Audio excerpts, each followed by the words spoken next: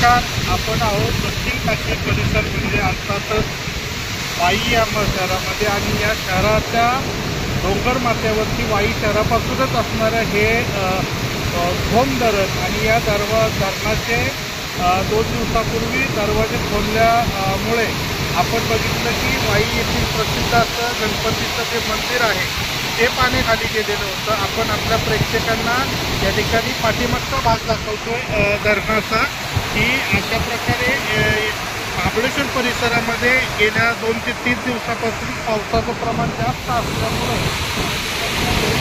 पाण्यामध्ये वाढ झाल्यामुळं या ठिकाणी हे दरवाजे ओपन केल्यामुळं आमच्या जे लोक आहेत त्यांना प्रशासनानं एक पाण्यामध्ये न जाण्याचा इशारा देखील दिलेला आहे.